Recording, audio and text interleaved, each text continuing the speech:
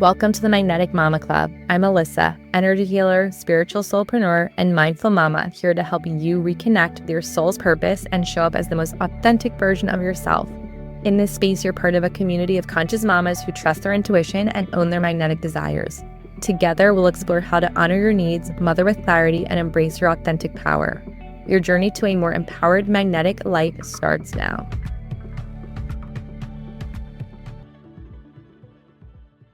Welcome back to Magnetic Mama Club with your host, Alyssa, a show all about motherhood, magnetism, and mindfulness.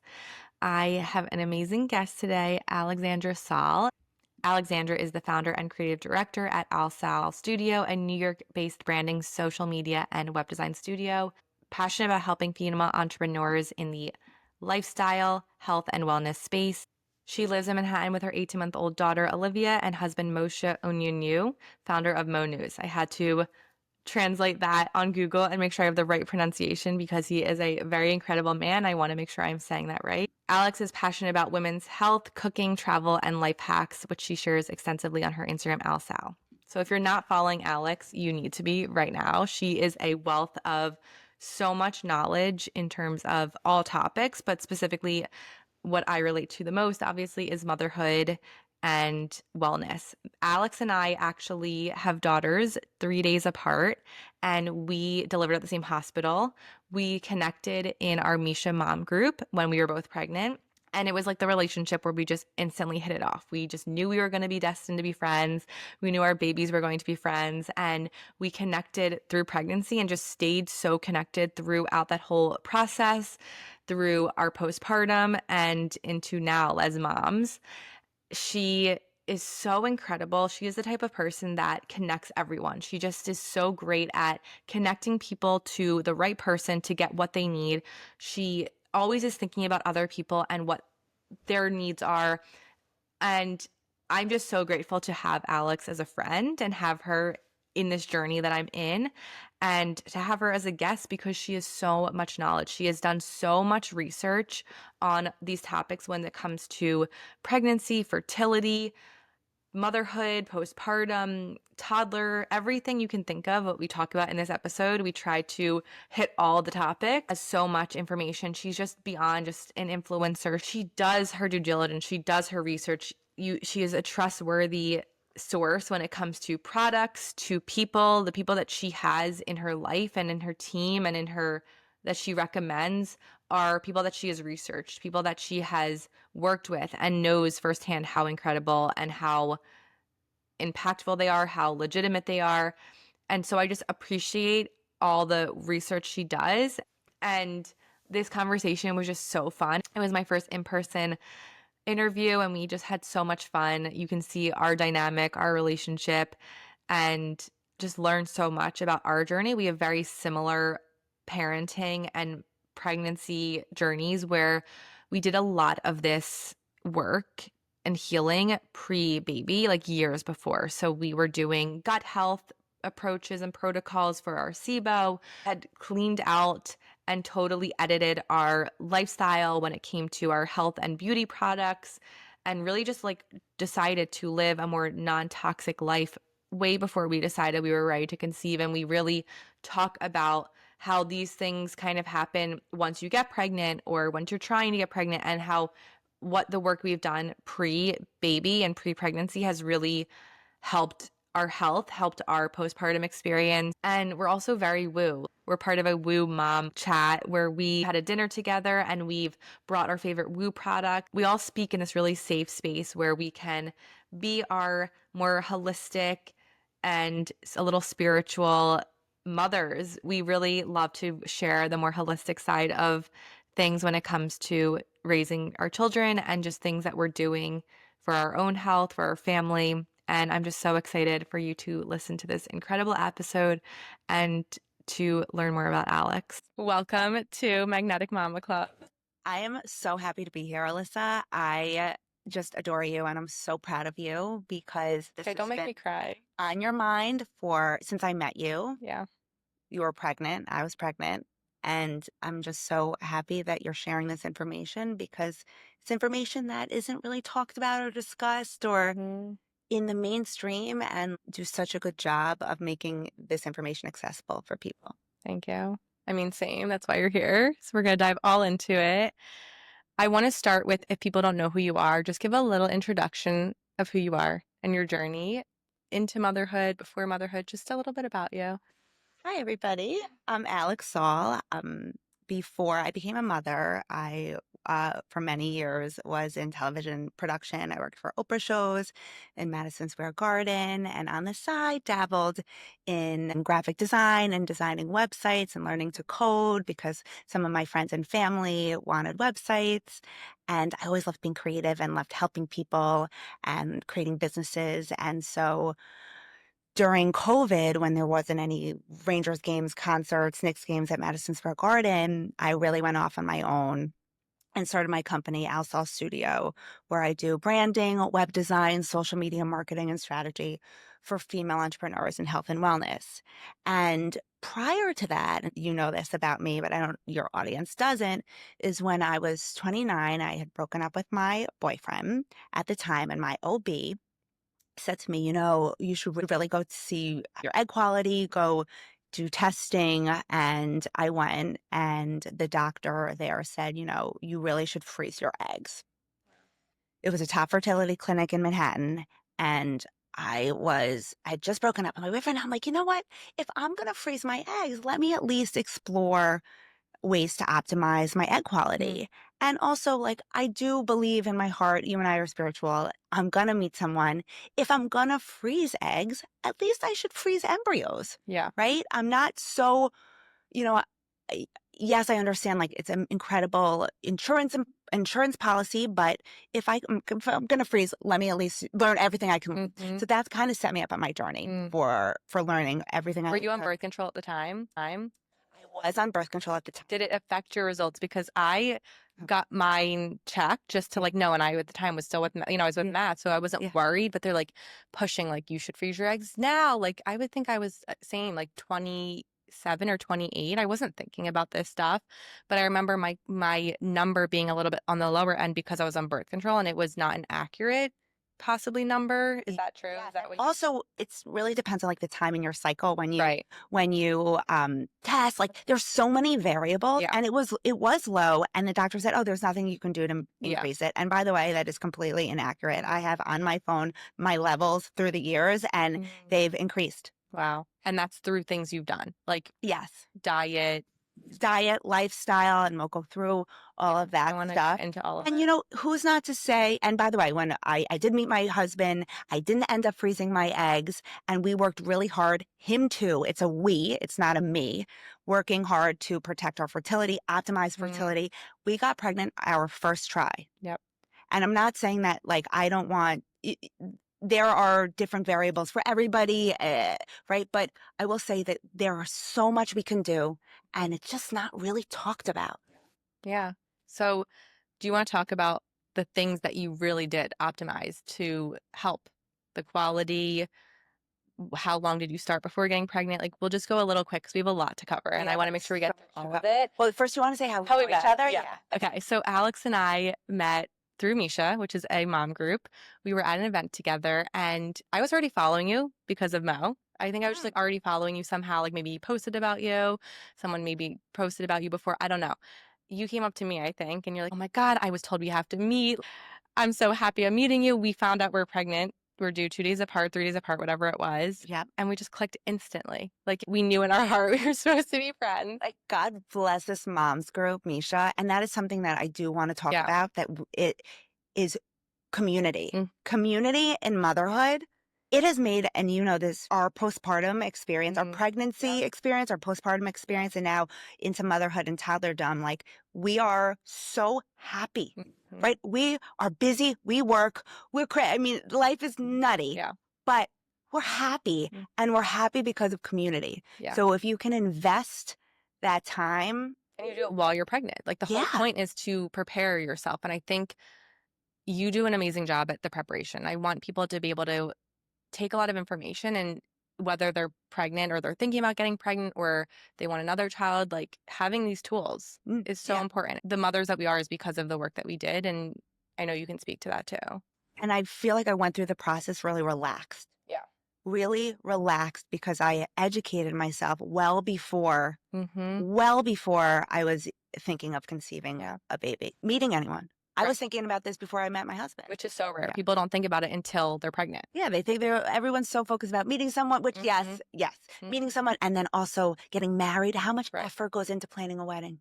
Oh my God. It's And zero goes into conception and beyond. like Okay. So fertility. so your question is Well, first I want to know who you are as a mother. How would you just, because that's what I ask my guests, how would you describe the mother that you are? And I think that will kind of show us how the whole journey has been because of who you are. so I would say that I am loving, I'm nurturing, I'm patient, I'm well researched, I'm intuitive, anticipatory. But what I really want my daughter to grow up thinking, and I could cry because I feel this way about my mom, is that I want her to say, my mom really listened to me, Mm. Yeah. listened to me, and respected me. Yeah. It's beautiful. I mean, that's what all children want at the end of the day. Yeah. Yeah. And you're doing it. You're doing it so well for her and for so many other moms and people that follow you. Like you are everyone's person that they can just go to and feel like they're safe and supported and heard and you listen to people. She's the luckiest baby ever, truly. Thank you. And anyone that knows you is the luckiest. No. Is it just a It's a love love fest? fest. It's a love fest. But yeah, truly, I growing up felt this way. I felt confident and I felt competent. And I know a lot of women who don't feel that way. So I'm going to do whatever I can. And, we have almost 2 year olds. So we can do now Yeah. to set them up for that. And we can talk about what that looks like and how we do that. But that's what is so special about that is that when I have to make a decision, I don't have to call anybody. I'm not reaching out for external validation. It's like, how do I feel about this? I don't need to call my mom every second. I mean, I love my mom and I certainly ask her for advice, but I'm really trusting of my intuition. I know this is really important to you too. Yeah. Really getting clear Yeah. about how you feel because you are the driver in your own life. Like nobody else is driving this ship. You know really where you want to be in 1 year and 5 year. Like you are the person who's making these decisions and no one else should be making those decisions for you. I mean, that's kind of what my show is all about is I have Yeah. experts on and people in this journey, but at the end of the day, people have to take what resonates with them and do what's best for them. You can be in the mom group, you can have the specialist, you can do all the things, you can do all the research, but at the end of the day, that's not going to give you the answers that are already within you. Yes. And it's like, how do we just filter through that noise? And I know we have had similar experiences with things we were told and things we were supposed to should do. I think whenever there's a should or it feels like it's every baby should be doing this, like every baby's different. Yes. So Like you had asked me before when we were prepping for the show, you were like, oh, well, what prenatal yeah, did you take? And the truth is, like, we're all different. We should all be on different prenatals. right. I know. And we're like, why aren't we creating this? I'm sure something exists out there. There are brands out there. But in the next 10 years, everybody should be on different probiotics. We all need different things for our guts. Like for gut health, we should all be taking different supplements and different prenatals. Like it's not a one size fits all. And it's the same thing with parenting. Yeah. We have different children with different needs. I was just talking to my lactation consultant who I'm still breastfeeding at 18 months. Crazy, which Amazing. we could talk I about. miss it. It's oh my goodness, was it just the best? I'm sure you got judgment around that too. So I'm I'm still getting judgment. Yeah. My family, like they know, like I've stressed over the years how important breastfeeding would be to me, so they all get it, and they're really not pressuring that much. But oh yeah, well we'll get there. Yeah. We're still in the fertility. How do we get through all this? So much. Yes, We're probably gonna need part 2 for all this information just because you have so much, and I think sometimes it can feel anxiety is creeping up when you're getting pregnant or when you already get pregnant because you're like, oh my God, you're already thinking, okay, I have to do this. There's a whole to-do list. I think having these tools in your back pocket ahead of time is so important because then you can just kind of go through it and take it day by day and listen to your body and do what's best. So I know you did things for your eggs. I know you did a lot of stuff for your gut, which we relate to because I had a lot of gut issues. We both are obsessed with Phoebe LaPaine. Phoebe has a podcast, SIBO Made Simple. She has Yeah. a blog, and she was one of like the pioneers really Yeah. in this. And I listened to her podcast because you know what? I'd love to actually list a few of the great podcasts that I Totally. listened to, All that. and books that I Yeah. read and people that I follow that really Yeah. helped with this education around Yeah. optimizing fertility. It's called Trimester Zero. There's another one that's similar that's this concept of women being proactive of their health and their body and making it a easier process, even though you said we all have different struggles, we all have different things. I was diagnosed years ago with endometriosis. I was on birth control. I know you were. I was on the pill for 15 years. So I never thought I was going to conceive right away. And then I had gut issues. And for me, it was really getting to my gut and taking care of that, working with functional medicine, doing my blood sugar stabilization, which is so important. And we talked about this of your body needs to feel safe in order to conceive. So doing things that help your body feel safe. I know you do acupuncture. I know you do that before. So the first thing I would do is first really like look around your home and look around the things that you're using every day and the products you're eating. Are you eating out of plastic containers and heating up things, having hot food in plastic containers? Start really, if you can. I mean, I know it's people ask me, what are the top 3 things to do? Well, I would look at the things that you interact with every day. We said, changing out your plastic Tupperware for glass Tupperware. That's an easy switch. Swap out for clean swaps your personal care products one by one. Once you finish your shampoo, you can find one that is EWG safe. That's the Environmental Working Group. Made Safe. There's and now Surrett, which is this woman, amazing woman, Lanning created a shop Surrett where you can. It's a website where you can find products that are clean for pregnancy safe. So it's tossed around, but definitely better for you personal care products. You're doing, if you have a dishwasher, what's the dishwashing detergent you use? I happen to love Ollie Suds, Branch Basics, changing out your cleaning supplies. What do you clean your house with? And it's just one by one. And the best thing to do too is while you're in this process, if you can, share it with your family and friends. And so I've been doing that for years now. It's been like 7 years. And for example, I was just at my brother's last night and I was with my daughter and, my daughter's very into cream, very into everything I'm into. I wonder why. And my brother brings out cream and it's the cream I use because over the years, that's why I've been sharing my products. About baby safe laundry detergent. Why are we not just using the same household products for everyone? If my baby can't use it, why would I want to put that in my body? I don't know. I always thought that was weird. Exactly. And that goes for everything in terms of parenting for me. Like what I feed my daughter is what I feed myself. What we wash our laundry with, what our detergent, everything. So when I then ended up conceiving and being pregnant, I didn't have to change a thing. Nothing changed for me. So there was no anxiety because I had spent those years really one by one cleaning up my life. As we live in Manhattan, so we are bombarded with environmental toxins up the wazoo. And I love to go out. I go out with friends all the time. So I am not a crazy person who only eats at home. But for the majority of my life and what I do at home, if I can change things and create a better environment for my family. I say 90-10 because I'm more 80 than 80-20. Like I feel like it is my life and it doesn't feel restrictive to me. Not at all. And then I still have fun. I still do things. I don't know. Right. We were at a party and you were like, I'm going to have a bite of this gluten with a cookie or whatever it was. And you're like, I might not feel good. It's a cost benefit. We want to enjoy our lives, but also, we know how we feel now living this clean. We know how we feel when we are. I'm curious how you got motion involved and in general partners with conception. I mean, I know people like men can take certain supplements to help their sperm quality. But like all these things you're doing, like was he on board? How do you get your partner to I think you're just doing it and they just follow. Like Matt's eating the most organic, clean lifestyle shit. You know what I mean? Ate fast food every day. Yep. My husband grew up again in plastic containers and his dad was a cabinet maker. He was inhaling all the whatever it was in the cabinet shop. He's also a journalist. And he came when I first met him and I was like, oh, you have this in your bathroom. You have that. I remember right before an interview, a big interview he had, he goes into the fridge. It's the morning and he takes out a big thing of M&Ms.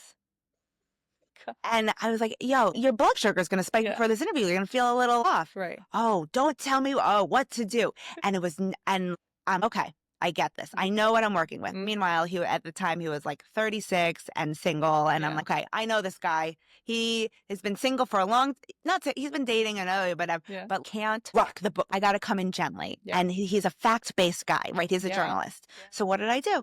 I started sending him research. Which is what I love about you, because everything you do is so research backed.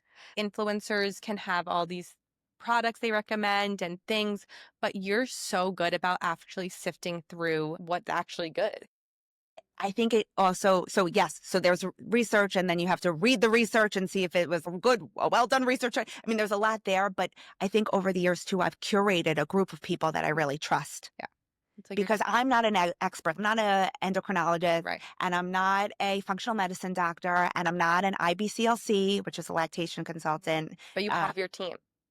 But I have, yes, I've curated people here in New York City who I love and trust, but also people around the world who I follow, their blogs I follow, social media accounts. You know, I've really curated at this group of people that I trust. And it's served me so well. There's this amazing woman, Bernadette Abraham. Like, she's in Dubai and she has a membership. I think it's called Be Better membership. And when I joined, I think it was $100 a year. And I asked her, she's a functional medicine doctor.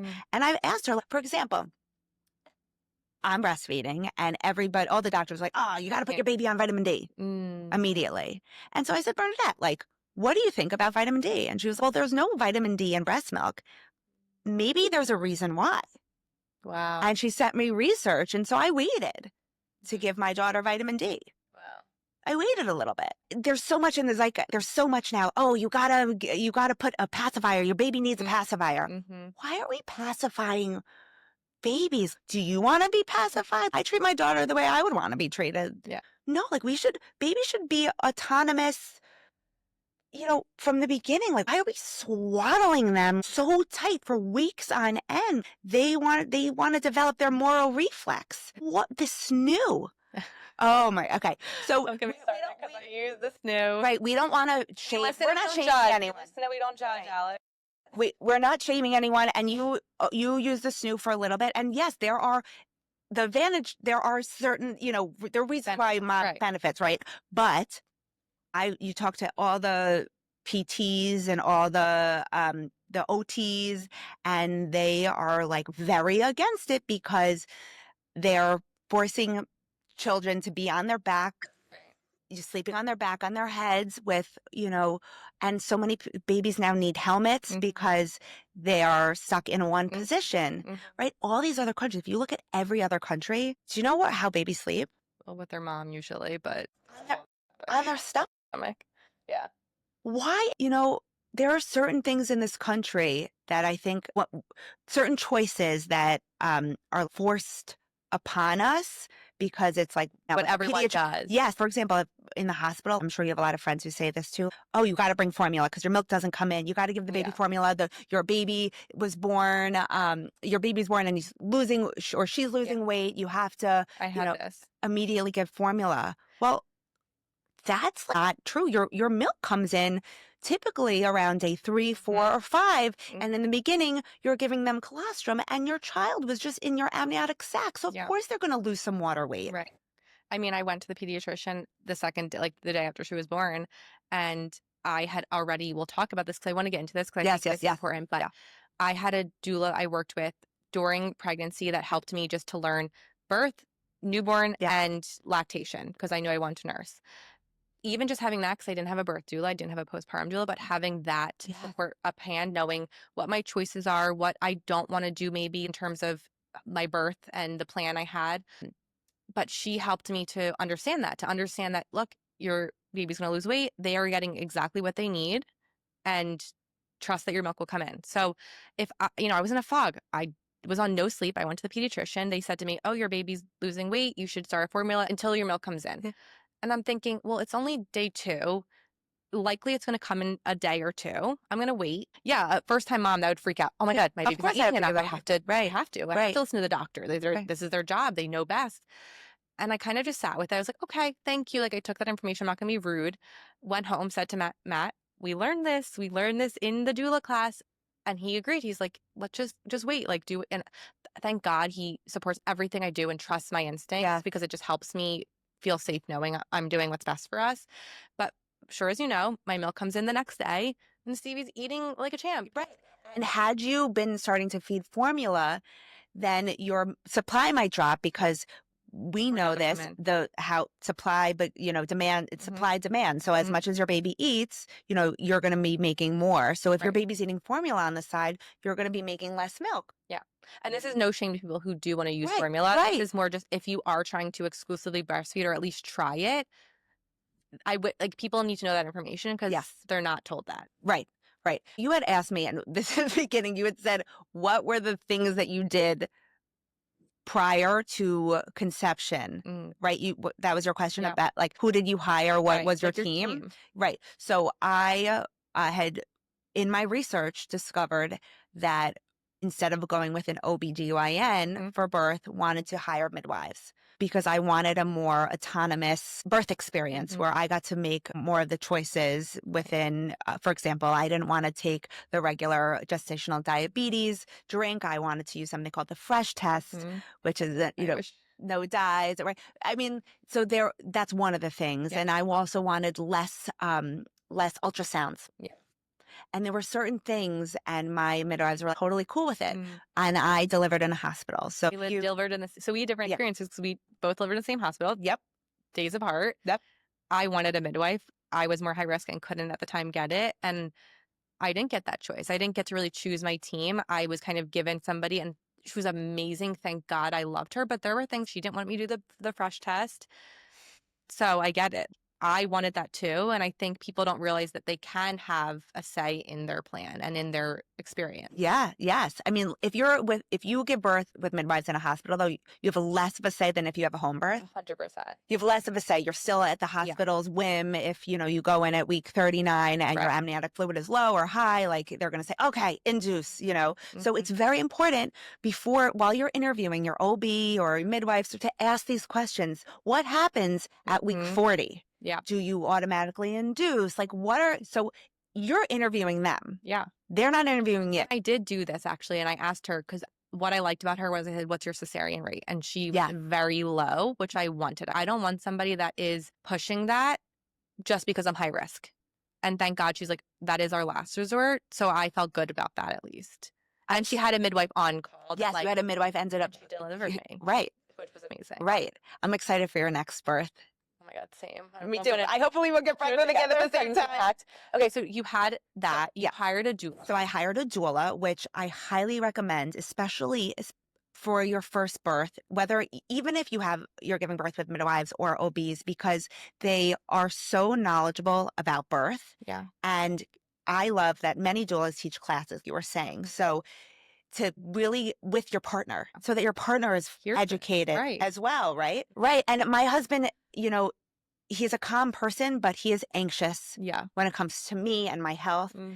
And having someone in the room, Yeah. if, for example, my water didn't break at home, we had to break it in the hospital, walking through what was going to happen, what he was to expect. Mm-hmm. I mean, it was just such an incredible, peaceful. Because then they can be there for you. He was there for me the whole time, enjoying the process and not stressed. Instead of being reactive, you're proactive. Exactly. And oftentimes for many OBs, they're not in the room with you while you're in labor. Right. And I labored at home for 12 hours.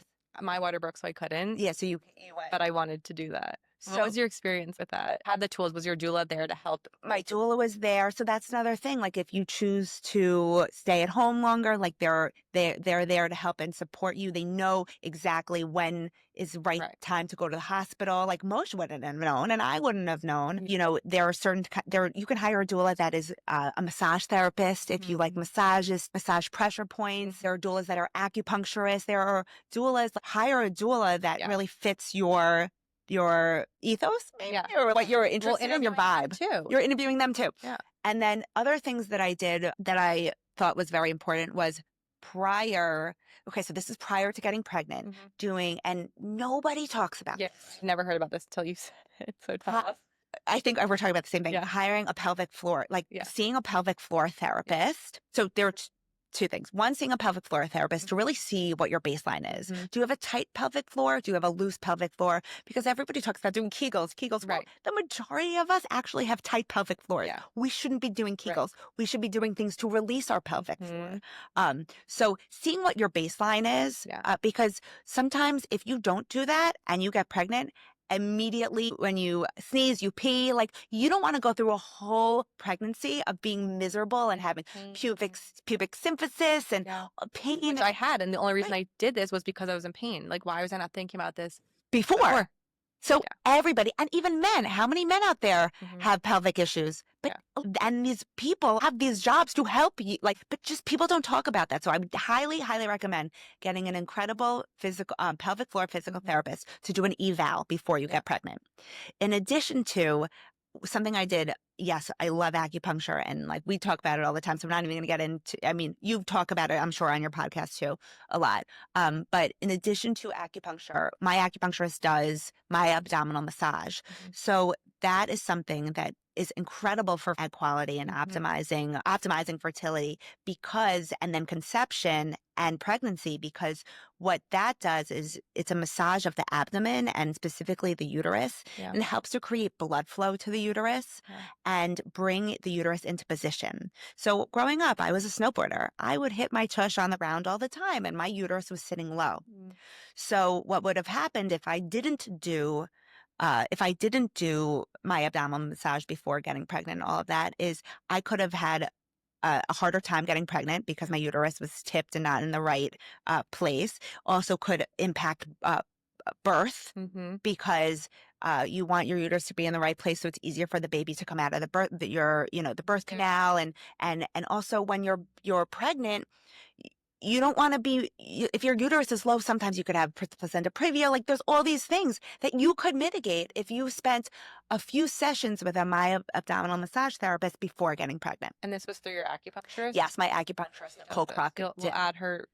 she's phenomenal Yeah. in the city. She does it. And if you Google in your area, my abdominal massage, or it's called another term for it is Arvigo therapy, Okay.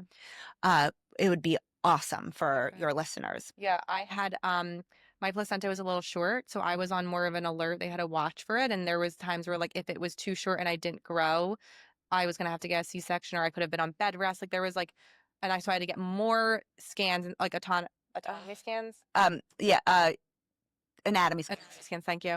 And I think they said it's something you can, I don't know if you can control it or not, but they kind of said like it usually grows.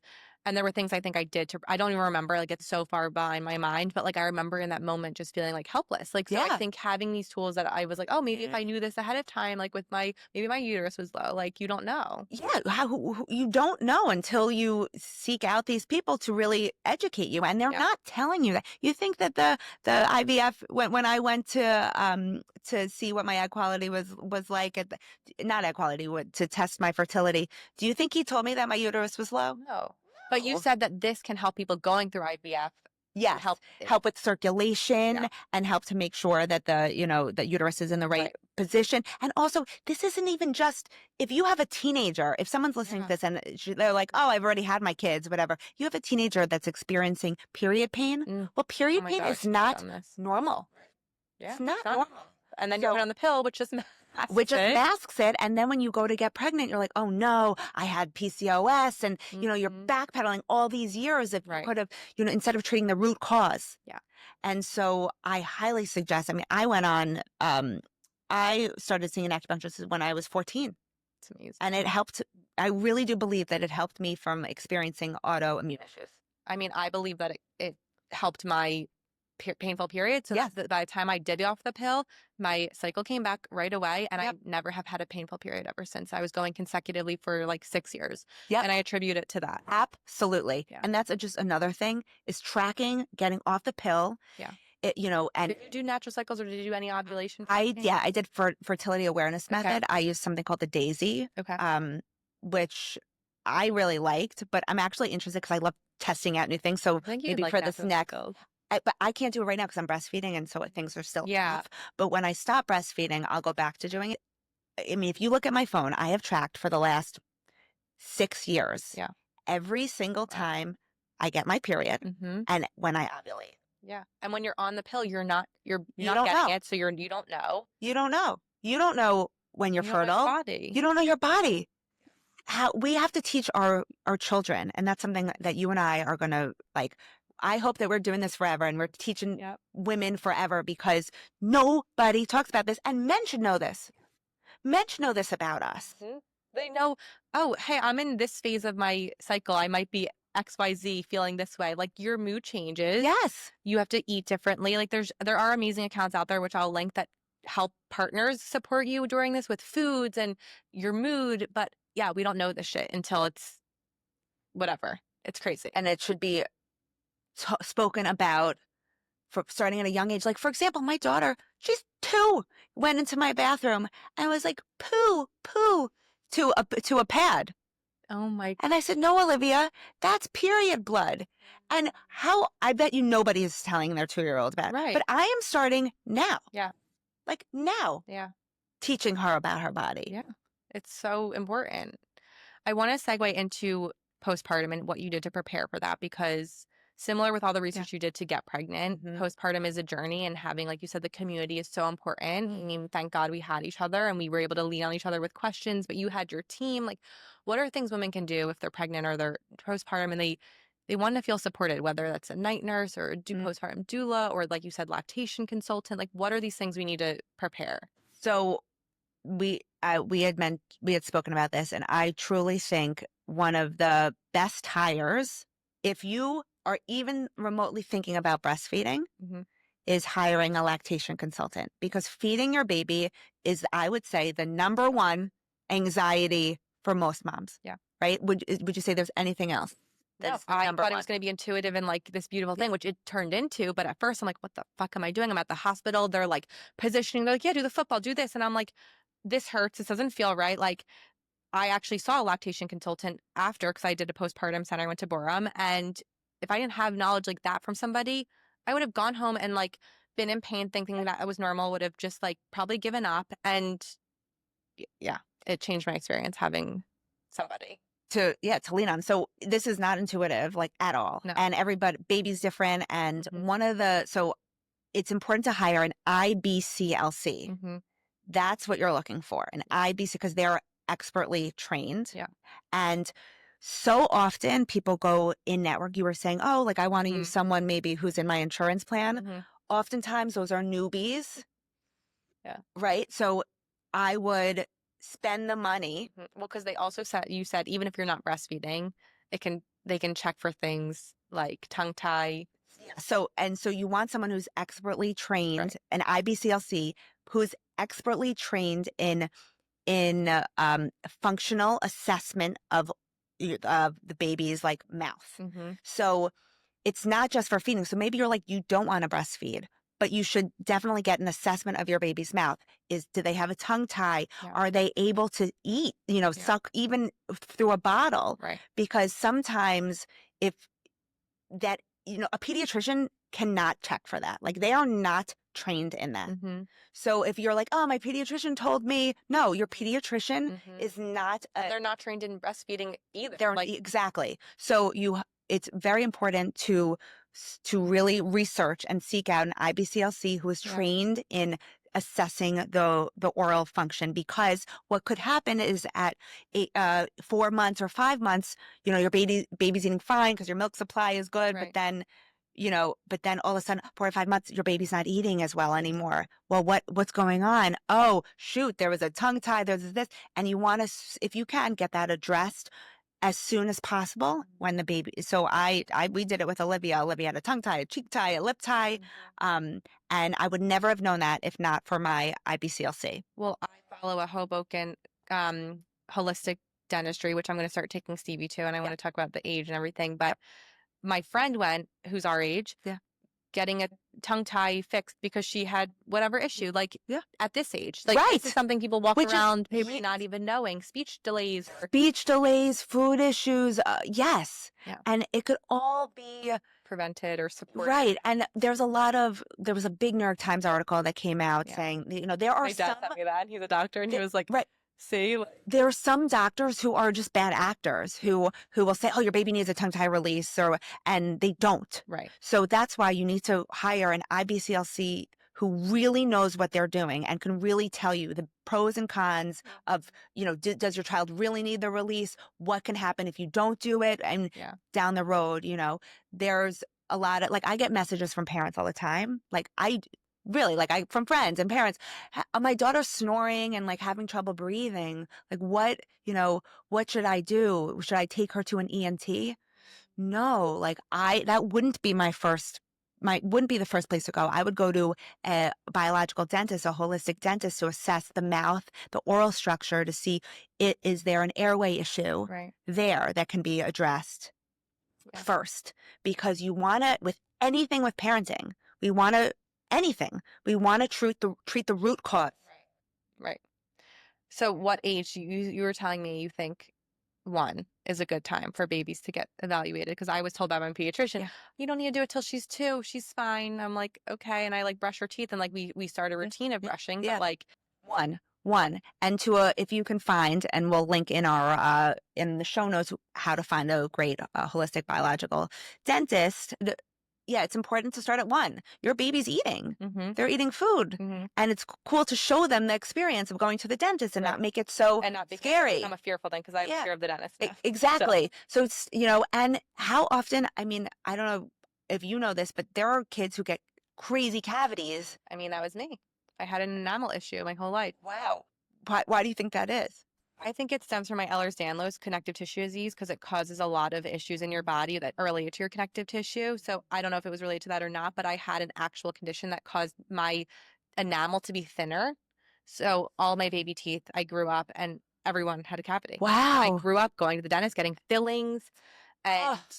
I mean, I ate a lot of sugar. I didn't Yeah. probably do the best things as a kid with Yeah. it, but yeah. And now I'm the person that doesn't use Doesn't use fluoride. I know. We could talk about that at another episode. ask me like, oh, do you give fluoride to Stevie? I'm like, I don't even give fluoride to myself. Yeah, Why would I no, give it we to my don't. baby.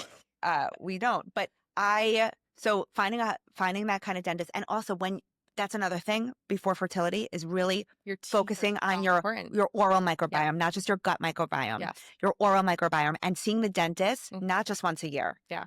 When you're Cleanings. deep cleanings, and while you're pregnant, deep Yeah. cleanings. Double. I think I got 3 3 times because I've You're- had so many people message me because haven't had cavity in years, thank God. Yeah. Got pregnant, vitamin D, whatever it is, like got stripped from me, Yep. from her. And I had a lot of cavities postpartum. And I remember people saying to me, like the dentist saying, like, this is normal, quote unquote, because of the hormones and just like the deficiencies of like all the stuff that happens with pregnancy.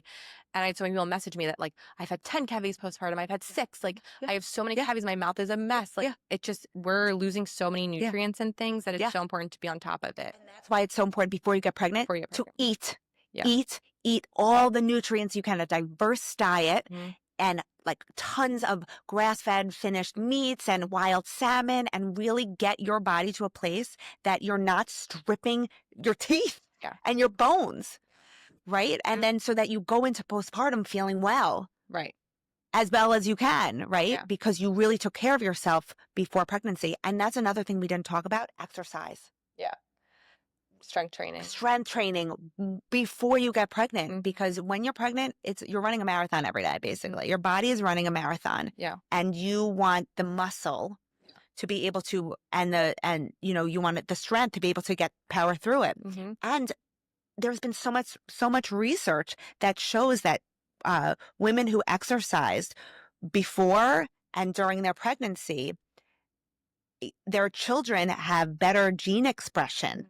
Like through epigenetics, Mhm. their children have less of a chance of getting diabetes and Right. obesity.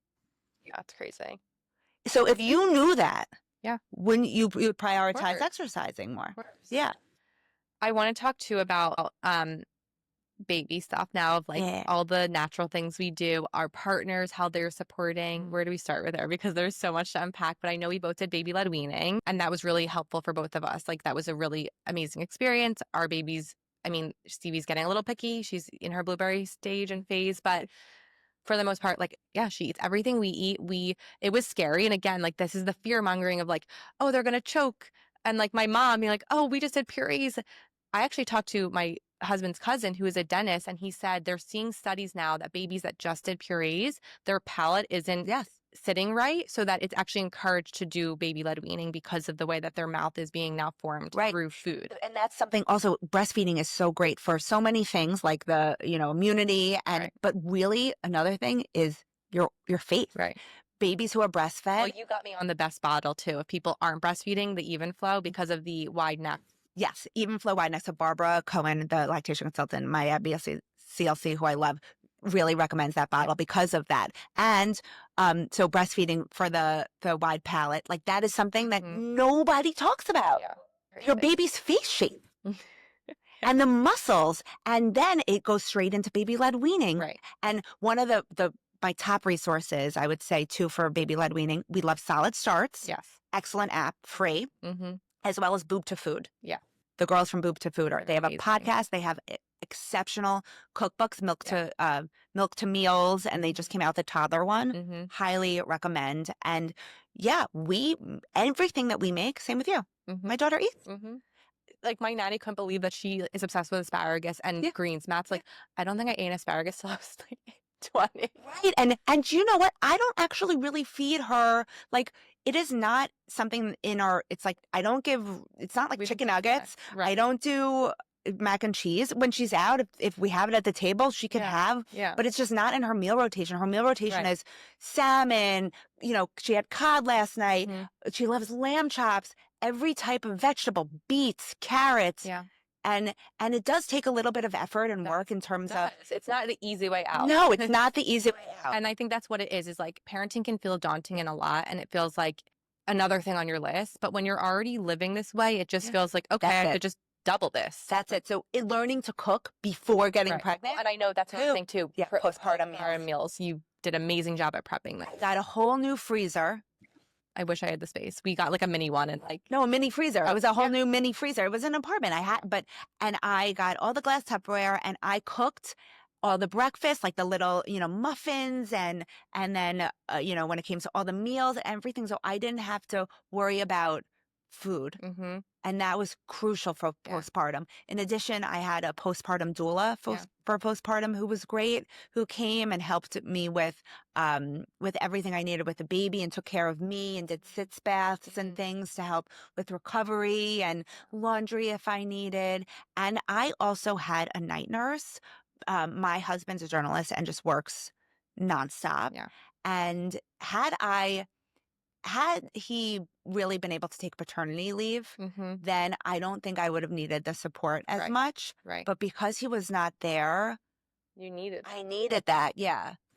And I thought it was, and that's something too that I would recommend is really do the research beforehand so you're not stressed because these really good people get booked up very fast. Yeah. So as soon as you know that you're pregnant, call.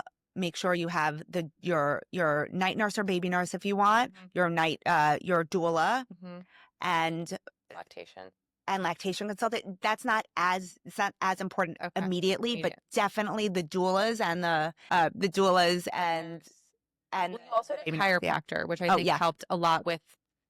You can talk about that a little bit, but definitely. So another thing, but this is like really important. People know, and then they can pick and choose what they want to do. But I saw an amazing prenatal chiropractor in Manhattan. Her name is Randy Jaffe. And then I also saw someone when I was living in Brooklyn, Dr. Margaret Reddy, and she also works out of Beacon. And so I loved seeing a prenatal chiropractor because they help to make sure, just like the uterus was in place, that your body is in place, like your hips, everything's in place to help you with having an easier and faster labor. There has been studies and research that show that if you see someone who is certified in spinning babies, certified in prenatal, you want to make sure it's really someone who is extremely skilled and knowledgeable and has taken all the classes and studied and been working for years. And I really do believe that was incredible in my healing process as well and my delivery. So one of the things that Alyssa and I, because we're very into non-toxic baby products, is we brought to the hospital, we love the brand Healthy Baby. Yes. And I brought healthy baby diapers to the At the time hospital. they didn't have newborn, but now they have newborn, which is incredible. Now they have newborn, but I brought healthy baby diapers, and I brought my own muslin, and I brought my own diaper cream, because there are these hospital and wipes, healthy baby wipes. Yeah. They're in these hospitals, they have fragrant diapers, fragrant, And they're everyone's like, endocrine disruptors. Steal what you can get for free. And I'm like, I want nothing here. I want nothing here. it's the first thing. They're coming out of the womb. They're so fresh and like new. I brought my own toilet paper, my plant paper I love. Like, but it's literally going on like you have like an open, you're not an open wound. Like, you want to put the clean, healthy products on yourself and on your baby. Yeah. So, Alyssa and I love Healthy Baby. We can't say enough good things about the brand. So good. Like, I was using competitive brands before. Mm-hmm. It just holds so much. Like, I've had not one blowout. I don't think one blowout using it. I feel good using the products. And then not only that, but they just have a whole line of other things. Like, I'm obsessed with they have cleaning products for your home. They have laundry detergent. What else do we use? Laundry detergent, the wipes. The wipes we use, the diaper creams. I would love for them to come out with pads. That would be amazing. Because it's a softest diaper. I started doing period underwear because I just, after giving birth, I don't want a tampon. Yeah. I like pads. I'm like, whatever, I'll use at night, but I do an organic, not certified. It's called Period. I think it's Period Co. And you've been liking it? It's great. Wow. I mean, I have to like clean it out, which is annoying, but if that's all I have to do, like, I don't know. To me, it's just easier. And I just feel like better, totally. I've been using Cora pads and August pads. I tried the Diva Cup and stuff like that. Like, I'm not into it. I can't do that. No. I think this is an important segue just into parenting in general, because you don't know how your partner's going to be after. Like, you hope they're going to be a certain way, like, but they're also parents for the first time too, just like you're a mom for the first time. They're dads. And I think it's not talked about enough how important parental, from a man perspective, like their support is. And you see online, you just see jokes of like the dad doing the bare minimum or doing nothing and the mom doing everything, and it's like funny, haha, like share it to your friends. But I'm like, wait, I actually hate this toxic masculine like energy that's putting out there, and I'm sorry if that's people's reality, because it, like, I can't imagine not having. No. So tell your friends. That's why so many people, I think, struggle with postpartum depression. Yeah. Too. So my mom always said this. She said, the way that you start a relationship is the way it's going to be. So if you are cooking every night and you're responsible for everything in the house and all the making plans and date nights and everything, like, that's going to be your reality when you're married. Mm-hmm. So, there's a book called Why Men Marry Bitches. Truly, the same applies. It does when you are a parent. So, and you and I are, type A. We love helping. We love doing. We love. Yeah. But I really made a point of sitting on my hands and showing my amazing husband, beforehand, giving him the research for, this is what I think we should do with this, or this is what, and educating him. Like, when we would be in the car, I'd put on podcasts.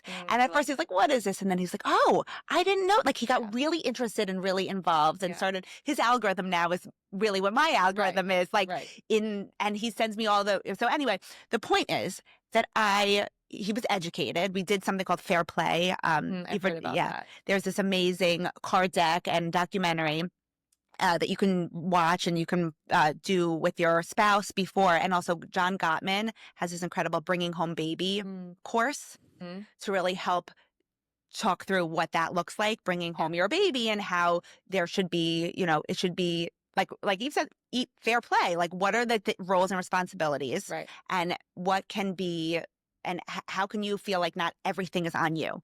So I sat on my hands, and my husband did everything. So if I die tomorrow, God forbid, but if I die tomorrow, I know that Moshe's got it. He knows where everything is in the house. He is responsible. Like, when we go out, even on this past weekend, we went out together. He packed up the diaper bag. I love having a partner that is fully capable. And how that happens is by letting them lead. Yeah. Let them. which is something I'm really getting more into of, I'm same. I can be in my masculine when it comes to work and just certain things in the household. But like when you're in that, I think motherhood softens you too, of like, how can you lean more into that feminine part of yourself, of being taken care of just surrendering a little bit and losing that control and that grip that we have. And we feel like we have to control and do and just like Yeah. be and let them Yeah. take care of you. Yes. It's the same thing we were talking about. I took Olivia to this class, Y class. Yes. So it's a parenting philosophy where it's just like kind of sit back and watch. Let them be able to move freely. Don't be the one to put them in the seat when they're not ready for that, like Right. seat that holds them up. Like let them really develop on their own and really be, what's the word? Like, Be themselves. be themselves. Like, I think that's also what the show I really want to Yeah. drive home is that, you have all this research, you're giving us all these resources. Everyone has to do what's best for them at the end of the day. Same with parenting. Your baby's different than every other baby. You can read all the books and the developmental milestones and all the things you're supposed to do, but you have to just like trust your baby that they know they got it too. You got to trust your partner. They got it. Yeah. Like trust yourself. You got it. Yeah. But same, I love the RIE method. I love that just letting them be authentic. Like they're going to figure it out on their time. They're actually teaching you so much more than you could teach them. And you just got to give them that space. Dr. Becky talks about how not enough kids are tolerant of frustration. Yes. And we, as parents, and this is so important to us, really want to allow our kids to be frustrated. Right. And feel their emotions. And be there to nurture them, but not be there to help with everything and be hovering parents. Right. Yeah. Vered from Baby Too. On an episode. And we talked about that as well, of this like waiting moment, this waiting period of just kind of like waiting and watching. Her book is incredible if you haven't read it yet. And I know you've done her work with the babies, with Baby in Tune. I knew how amazing she was. I called her. I said, can you teach a class in Brooklyn? I know. It's incredible. She's incredible. And I want to share what you're going to say. And then I want to say one more just thing. Similar as Dr. Becky of like this kind of like letting them be frustrated, letting them figure it out, because if you're getting in it, you're already fucking it up. Like, yeah, you like have them. And now as they're getting older, teaching them life skills. Yeah. It's life skills, and how do you open the door, and how do you wash your own face and brush your own teeth, and our tiny people, they're looking for us to guide them, and they're going to follow what we're doing. So if you're being that example, they're going to figure it out and they're going to follow your lead. One of the things that Vered taught me, and I would love to share this, is when your babies are born, they're like, they can't see, but they're like innately like brilliant human beings. Like they just are. And from the beginning, even when Olivia was in my womb, I would talk about her day. What are the things that we did today? What are the things that we're going to do tomorrow? And I've done that throughout. She was born, and every night she's in my arms. What did we do today? What are we doing tomorrow? And her vocabulary now is out of control. Amazing. And also I think that is because I talk to her. Yeah. Just constantly talking to her, reading her books, talking to her, reading her books, talking to her. And then, I found, so I would highly suggest parents do that. And also Vered talks about music. Yeah. So, same song to bed. So it helps them, like, it's almost like Pavlov, like they get used to like this bed song. So you sing the same song every night. Yeah. And the same song every morning when they wake up. And it's like, and then Olivia, I would play this happy song by Imogen Heap whenever Olivia would get a little frustrated, like even in the womb, before she was even frustrated. So when she was out and she maybe be in the car and she'd be a little upset in the car seat, I'd play the song and immediately it would put her at peace. Love that. Such a good tip. Oh. Wow. We have so many things we want to share, but we need a part two. This was amazing. I think we're going to have a lot of questions. You're going to have a ton of resources for everyone. Yeah. Everyone can follow you, get this information because you have it. You have an amazing Amazon storefront. And let's just end with some rapid fire, unless you have anything else to add. Do I have anything else to add? No, I honestly covered a lot. So much for this opportunity, Thank you for being my friend and being my partner in motherhood. And I'm so excited for our girls to grow up together. You're gonna make me cry. And for us to have like future amazing children together. Yeah. And I know this is really truly just the beginning of our friendship. Thank you so much for your just being the best friend and person and human. Like, just truly, you're amazing. I love you so Love much. you. Okay, I'm gonna end with some rapid fire before we cry. Okay. Okay. Okay. What is your like top, I was gonna say self-care product, but like what's your just like top favorite thing right now that you're loving? Could be motherhood related, could be for you. Top Can't live without. thing that I'm loving. I love, okay, so this morning I made myself a cup of Purity coffee. Yes, I got hooked on that from you. I love this coffee brand. They are like third party tested Mm-hmm. for mold, mycotoxins, Mm-hmm. heavy metals, Yep. and it's tastes delicious. Yeah. And it's something, I love coffee. When I'm pregnant, I drink decaf. They have really good And they have a decaf really too. good 'Cause decaf I don't brand. caffeine. And I Yeah. do their decaf. Yeah. I So give Matt the caffeine. Sorry, continue. and they just came out, Alyssa, they for so long had whole beans, so I had to grind Yes. it, and now Yeah. they just came out with their ground coffee. So that's something that I love. Yeah. And we'll share it with your audience. And then in terms of what else am I loving? I don't know, we talk about things all the time, and now we're like, It's okay. yeah, yeah. What is one piece of advice or a mantra or quote you would give your past self before Oh, becoming a mom about motherhood? you got this. Just do your research, and you can enjoy it. That's something that I really, I'm a Capricorn, type A. Like when I was younger, I was like, oh, We're really, both type A earth signs, so I feel you. yeah, like I was a perfectionist in so many ways. And in motherhood, because I've done the research, like I'm able to truly just be, Yeah. just enjoy Be and where be you're present, Yeah. right? And and know that my daughter's gonna be okay. Mm-hmm. Like she's her own being, and I'm just there to give her the parameters of this beautiful life. Not parameters, give her this, give her roots, and then give her wings. My favorite quote is like, you are raising your children to be okay without you. Yeah. And it's like the craziest concept of like you're literally creating these beings that they're not going to need you eventually and like they need you now, but you're doing this work and it's going to just pay off so much in the long. I can't wait to see what yeah, I don't want to rush anything, but like I can't wait to see, and we're already starting to see what her interests are, Mm-hmm.